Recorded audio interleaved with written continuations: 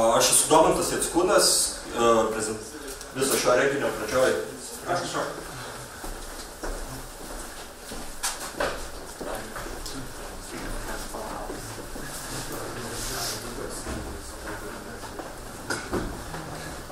Renginio pradžioj minėjau, kad dirbu dabar kompanijoje HankeyBee ir mes ten diegiam pagrindą OpenRP pasiūlymus, OpenRP sistemas, jas modifikuojam.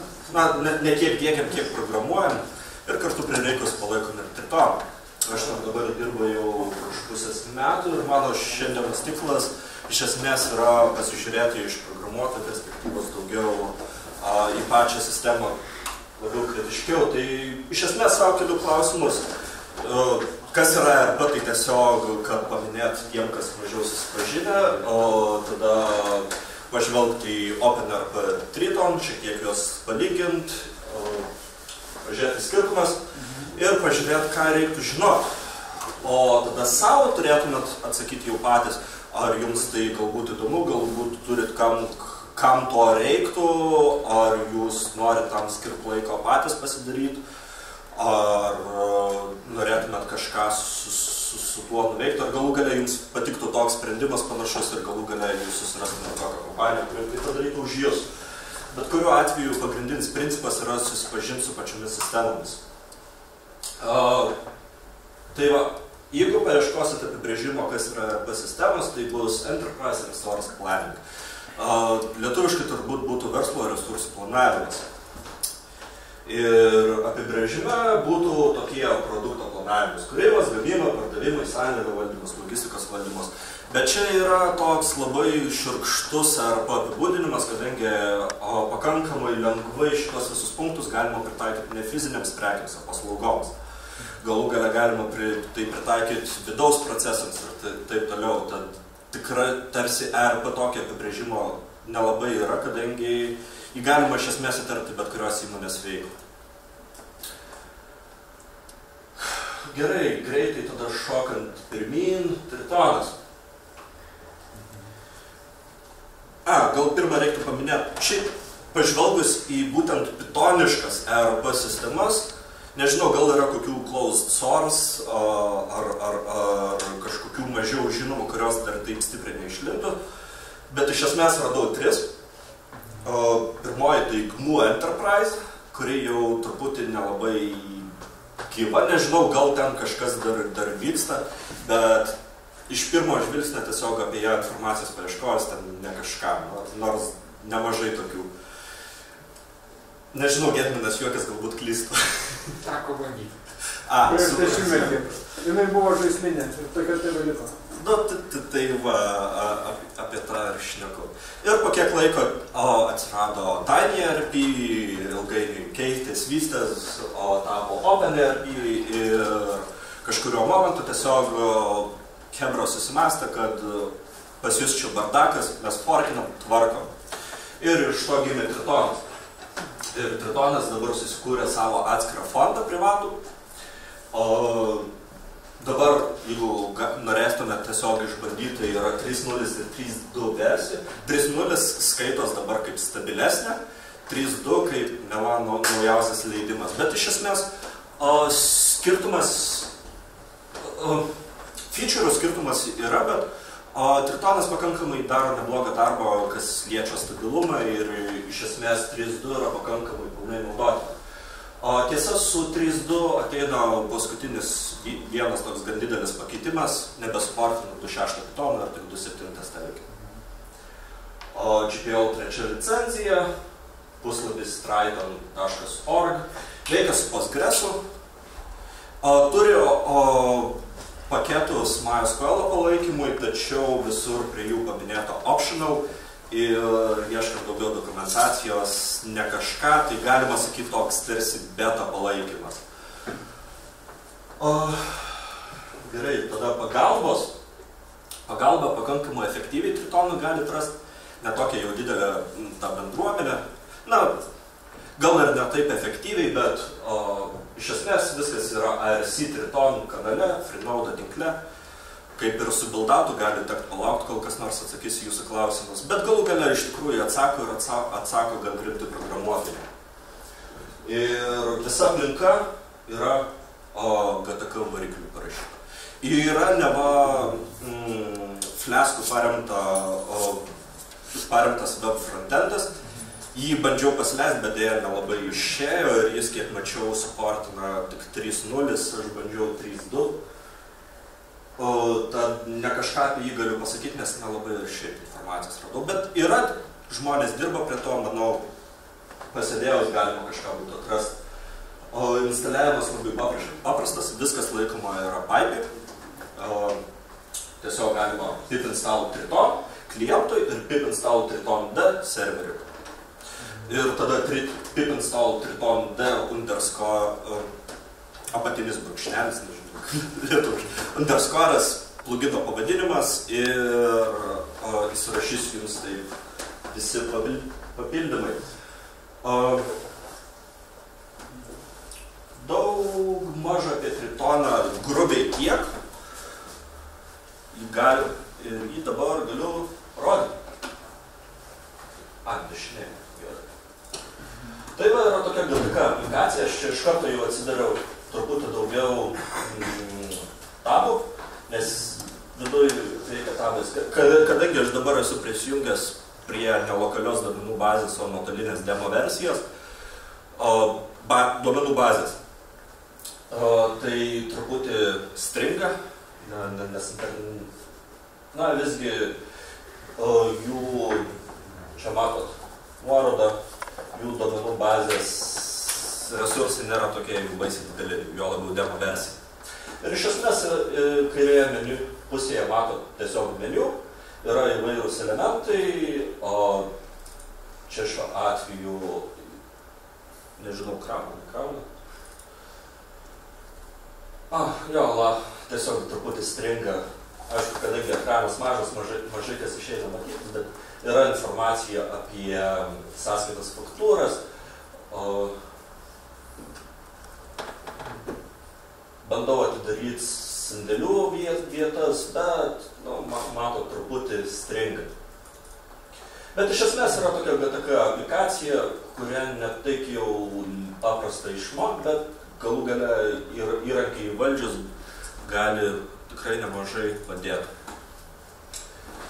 Grubiai tiek, vėliau truputį prasiplėsiu, tad grubiai taipogi apie OpenERP. OpenERP turi savo irgi privatų, ne kiek fondą, daugiau kompaniją. Dabartinė stabili versija yra 7.0, nors yra sakančių, kad stabili versija yra dar 6.1, bet realiai 7.0 pilnai naudojama. Dabar dirbama prie 8.0 versijos, bet skirtingai nuo Tritono jį tikrai nėra jau tokia stabili ir prieš kelias dienas teko konsultuoti vieną žmogelį, kuris bandė įsirašyti 8 versiją ant Maco ir visgi pasirovė bugo, kuris tiesiog neleido pasileisti pačios OpenERP ir teko jam truputį downgradintis. Agapal licenzija veikia su 2.6 openrp.com. Tik Postgres'as, buvo visokių ten gandų planų, kad MySQL palaikys, nes neva rašys ant SQL, bet čia tas buvo 2.9, kiek mačiau, po šiai dienai ne kažką. Čia sutrumpintas linkas, kur galima rasti pagalbą, iš esmės tai yra maždaug Stack Overflow tipo puslapis. Kokybė pagalbos nėra baisiai didelė. Yra mailing listų, juos galima rasti čia apatinėme puslapyje, Launchpad'e. Tas iš karto parodo, kad realiai norintis įdiegti OpenERP, geriausiai traukti tiesiai iš bazaro, iš Launchpad'o ir instaliuoti per ten. Yra tiesa nightly buildai, providinami pačių OpenERP, jie veikia. Tik apie juos reikia žinoti, pagrindinė problema, bet apie tai vėliau. Ir viskas sukasi Bergzog varikliuku, kas reiškia atitinkamai, kad tai yra webinė aplikacija. Senesnės berods 6 versija dar turėjo GTK aplinką, bet nelabai suportinama jau. Visgi viskas neva eina į webą ir atitinkamai aš tai jums ir parodysiu. Tai yra toks, čia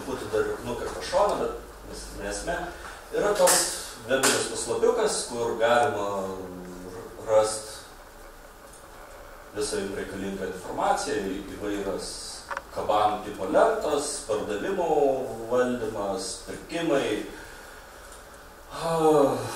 sandėlio valdymas, yra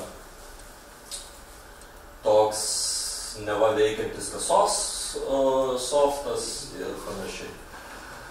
Daug visko, bet čia prisirašiau daug visokių pluginų, kurie iš esmės, nors tarpusavį puikiai bendrauja, bet neatspindi, ką paprastai mato vartotojas, nes kiekviena įmonė įsirašo būtent tai, ko jie reikia.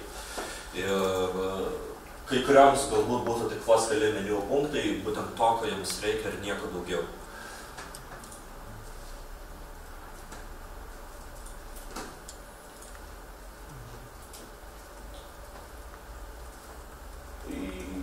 Tai čia grubiai, greitai apie juos, nes nepažiūrėjau aš kada pradėjau, tai nelabai noriu.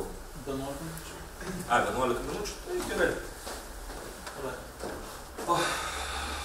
Tai pažiūrėti kodą, kadangi Tritonas yra OpenRP forkas, yra daug panašių dalykų, bet kartu, kaip minėjau, sutvarkytas Pythono kodas gan stipriai. Tai čia palyginimui, kaip atrodo labai minimalus modelis.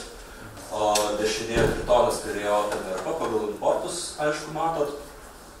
Ir Tritonas daugiau nuėjo link, ką paprastai matytume Django, Scala Alchemy, o OpenRP turi daugiau tokį tiesiog columns diktą ir ten viskas surašyta.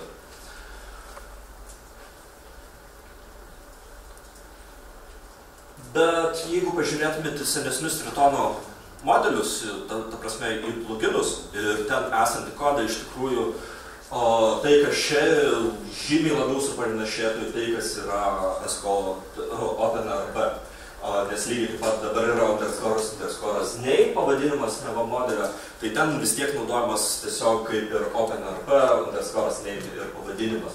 Lygiai taip pat yra užsetinimas description, jog tai yra toks stringas ir panašiai. Pagal dokumentaciją atrodo, kad tai gerokai labiau skiriasi, bet kuo gilin į mišką, tuo jie truputį supanašėja.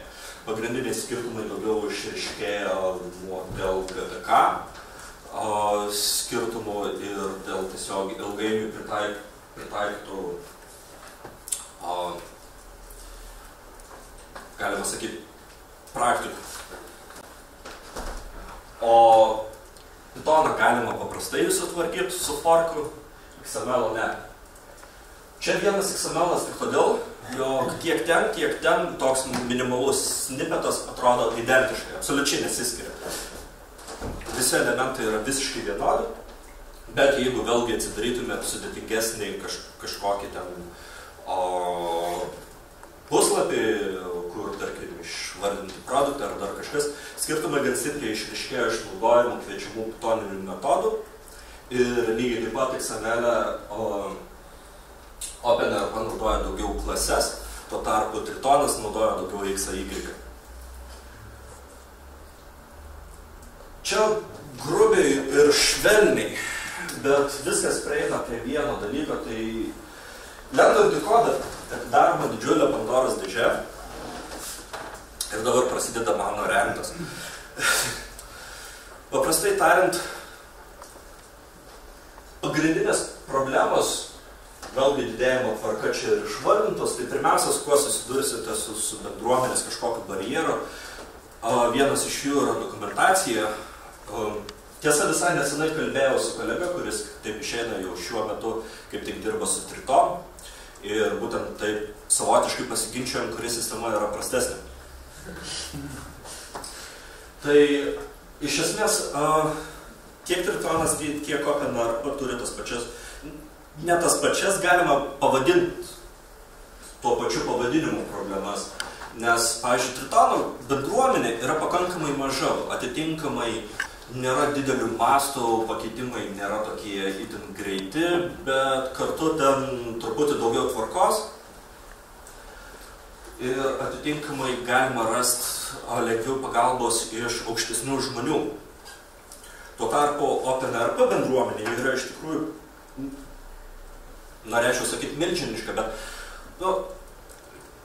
yra tikrai nemažai frameworkų turinčių didesnės bendruomenės, bet iš tikrųjų bendruomenė yra labai didelė. Ir yra, kadangi privati organizacija, kuri valdo pagrindinę išvesties kodą, ten kažką nusiuntus pasiūlymą pakeist, gali tekti užtrukti.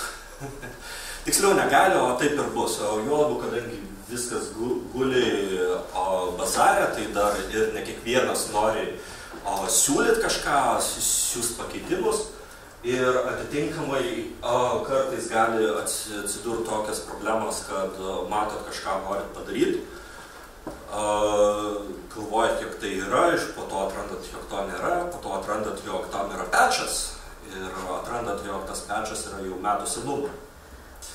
Nors atrodo pakankamai elementaru. Man buvo tiesa prašiau, pamačiau, jog Piginto nesuportino OpenRP, radau patchą iš 2009 metų.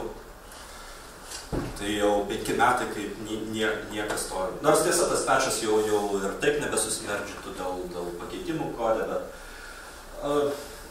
esmė išlieka tokia pat. Visgi OpenRP stengiasi taisytis, dabar jau yra community toks savotiškas forkas, iš kurio vis karts nuo karto sutvarkyti dalykai yra migruojami į patys OpenRP. Ir ten yra žymiai paprasčiau viską padaryti.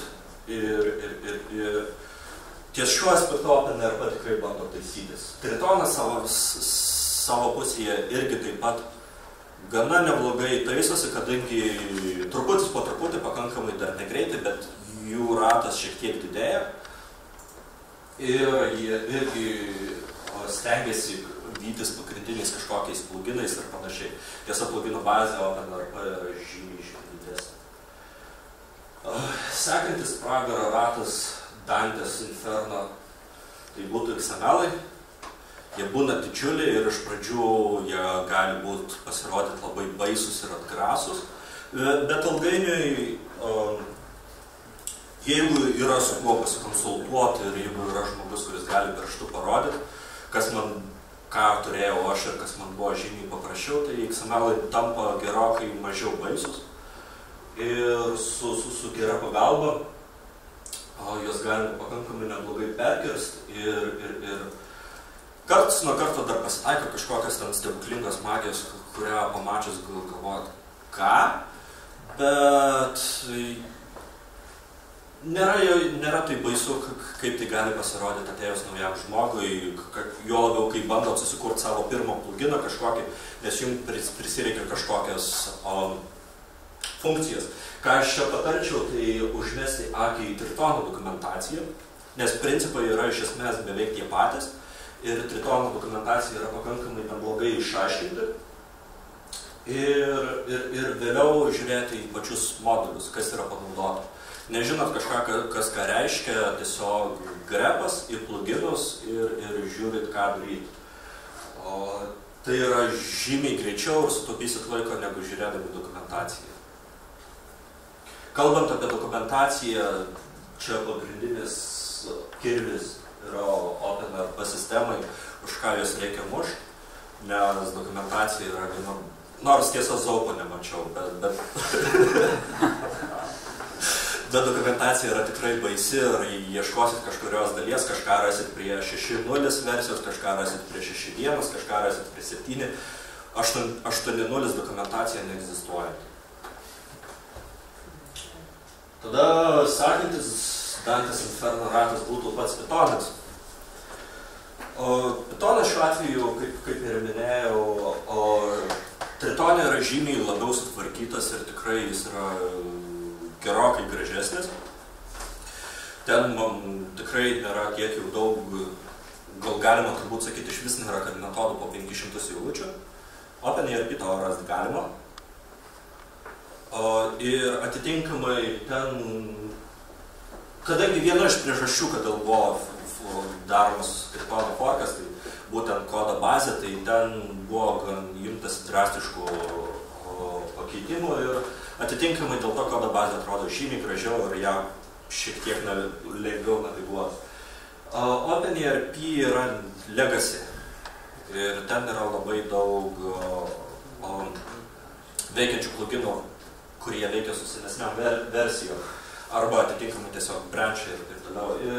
Ir kode tas matosi, ypatingai matosi, kad OpenRP sutraukia nemažai programuotojų, kurie ateina visiškai ne iš Python pusės.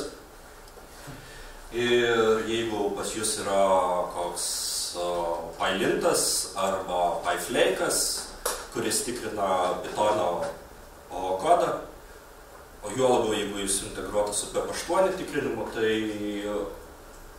editorius pakankamai daug klaidų išmes. Veikia viskas, kol nelentant giliau, bet pagrindiniai dalykai tikrai puikiai viskas veikia. Bet kaip minėjau, kol nelentant giliau. Ir kartais atitinkamai norėsis siųsti piktus laiškus, nes jums reikės įtart kokią vieną eilutę į kažkokį perduodamą žodyną ir visa tai bus aprašoma kažkur vidury metodo 4-5 foro cikle sunesintama ir atitinkamai norint tai pakeisti, jums reikės overridinti visą metodą. Kas tikrai nėra smagu, bet iš kitos pusės, lendant prie paskutinės Dante's Inferno tokio rato, magijos visos, ta magija yra ir gerai, ir blogai. Tai yra vienintelė sistema pitoniška, kurią man teko kol kas matyti, kur klientas gali ateiti, bet kur iš esmės į sistemą pirštu ir sakyti, aš čia noriu lauką. Aš čia noriu, kad ir toks modelis įsivestų. Aš čia noriu to ir to. Aš čia noriu ir to. Duomenų struktūros atvejais. Ir tai gyvendant nėra jau taip baisiai sudėtinga. Ir tai apipinta didžiuliu kiekį magijos atitinka.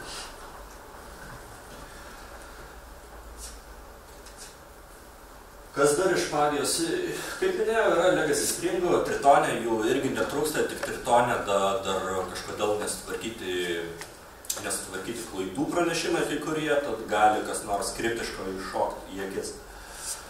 O OpenRP kažkaip šiek tiek geriau, kol tai klaidos ne XML, kas reiškia apie 50% tik.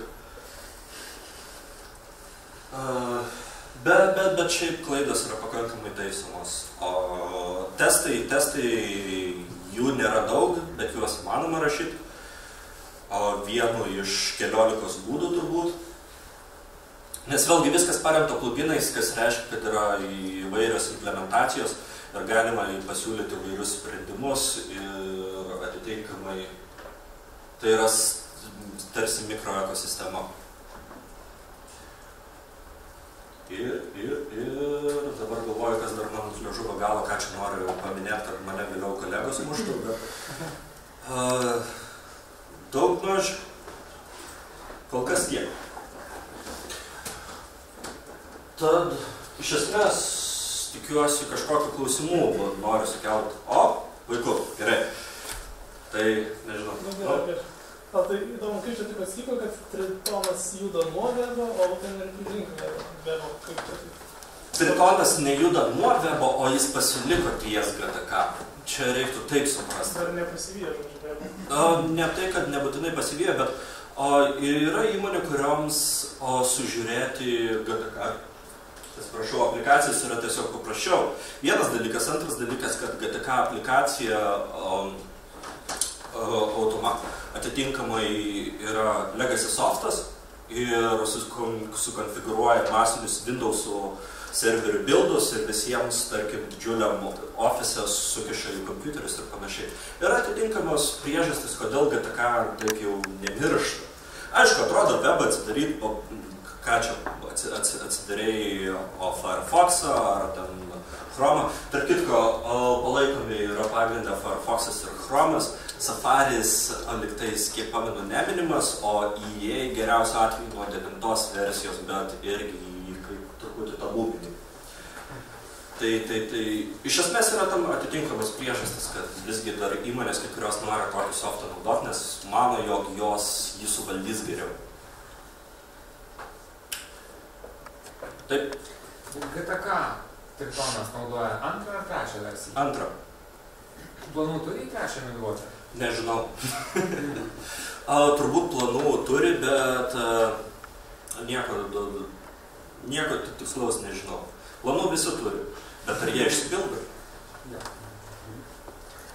O kaip ten yra, pavyzdžiui, su tarp aplikacijų, reiškia, duomenų apsikeitimu, pavyzdžiui, ar jisai turi kaip nors API, ar reikia tiesiai bendrauti su duomenų baze, ar rašyti atskirius metodus pačiam, kad ką nors, reiškia, padaryti, jeigu aš turiu Tritoną, pavyzdžiui, kaip su juo bendrauti geriau?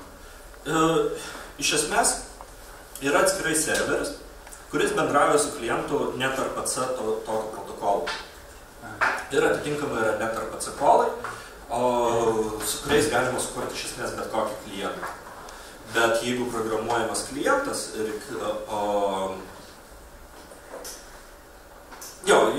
jeigu programuojamas klientas, tai net ir psikolai. Bet jeigu programuojami pluginai grinai backendo sistemai, tuomet yra atitinkamai ORM-as. Bet pakankamai sudėtingose situacijose, kur jau reikia kažką pakankamai sudėtingo generuoti, atitinkamai neva optimizacijas, tai rašomas ROS kodas. Kadangi abu rūko su dokumentacija, kaip sakėjai, OpenRP tikrai taip, Tritonas žymiai geriau, mano akimis, bet kolegas, kuris dirba su Tritonu, sako, jog visgi dokumentacija yra pakankamai išmėtyta. O tai kaip tada man kaip programuotojai pradėti mokytis tos sistemos? Geriausias pavyzdys yra jų esami modeliai. Tai ta prasme kodą nagrinėti ir viskas. Taip. Ir pakankamai pakeliui tai labai stipriai vysto būtent kaip naviguoti tokiam dideliam projektui. Tas klausimas, OpenRP, kiek žinau, turi lietuvių kalbos ten ir lietuvių ten visos buhalterinės sistemos palaikymą. Kaip su Triton? Ar jisai turi, reiškia, lietuvybės? Nežinau, kolegos nebent žino. Ne, neturi, nes yra tam tikrų kliučių, tarkim, ten FIFO, LIFO, kurie tik ateis 8 versijai. Čia tai apsi. Jo, jeigu out the box. Tačiau kompanijos Lietuvos kai kurios yra pasileidusios savo kaip beveik uždarus tokius add-onus, kurie palaiko tą. Tačiau jeigu įsidėtum pats, negautum to. Tačiau gali kai kuriuos dalykus pilnai naudoti, tarkim, jeigu pardavinėjai paslaugas, tau nereikia tų metodų FIFO, LIFO, sandėlį. Čia tas yra importavimo, eksportavimo iš bankų išrašų. Ne?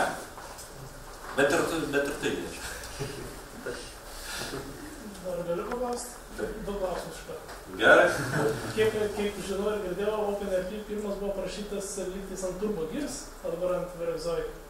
O antras klausimas, tai vis dėlto ar geriau pasiimti Django, sulipdyti iš aplikacijų ir daryti ką tik nori, ar vis dėlto pasinerti į dependencies ir ribas to OpenRP arba Tritono? O ar su Django nėra tų pačių ribų, gal klausimas vienas dalykas, o antras dalykas. Ta prasme, turiu omeny ribas ne tai, kad ką galima padaryti, aišku, galima bet ką padaryti, bet turiu daugiau omeny, kiek tam bus sugaišta laiko, nes jeigu pakankamai plati sistema ir tai apima daugiau negu vieną įmonės vidaus veiklą, tai atitinkamai reikės labai daug sudėtamųjų dalių. Vienas dalykas ir OpenRP tiek Tritone atitinkamai jau iš karto yra elementarus palaikymas visų pardavimų, nuo iki, su mokesčiais, su sąskaitų faktūrų generavimu, siuntimu, priežiūra, atitinkamai nereikia gilintis, ką gali paduoti buhalterijai ir taip toliau. Na, čia vėlgi klausimas, kaip ir pačioje pradžioje kėliau klausimą, kiek yra vertos jūsų laikas. Nes atitinkamai tiesiog padaryti pilną sistemą nuo iki užtruktų pakankamai daug laiko. Bet ar jeigu, kaip sakai, kad kai kuriuose įmonės yra ten vienas ar du tie tabikai, tai gal dėl to neverta. Ta prasme. Nu, sakai, kai kurios įmonėse tiktais iš tų visų tabikų yra vienas ar du. Tai jau neverta prasidėtų gal? Bet lygiai taip pat Django naudoja dėl blogo. Tai Na, čia klausimas, kur atsiranda tas overheadas iš tikrųjų, nes tiek Pythoną, tiek Tritoną tu jį įsirašai iš esmės pliką ir po to ant viršaus jau įsirašai tuos kelis pluginus, kurių tau reikia. Tuo tarpu su Django tu įsirašai visą frameworką, kur jau yra jau pridaryta kažkokių dalykų didesnėm sistemom. Ne, aš čia lyginu kaip Django paimti labai paprastam projektui ir OpenERP paimti labai paprastos įmonės veiklai. Aš tokį požiūrį lyginu. O pasidaryti pačiam visada, aišku, galima, bet vėlgi klausimas, ar verta. O tai tada pirmas klausimas dar vis dėl to, ar dar Zoid naudoja, o prieš tai lygtais... Dėl Legacy nežinau, aš dirbu tik pusę metų ir tai iš esmės liečia tik 7 versiją, o spėjau, kiek žinau, mes pradėjom dirbti nuo 4 versijos, ar iš 5 nuo 4 versijos, tai kas pačioj pirmoji, tai pakankamai tai senai buvo ir... Nuo 6.1 pradėjo Bergzogą naudoti. Ai, Bergzogą nuo 6.1. Gerai, ačiū.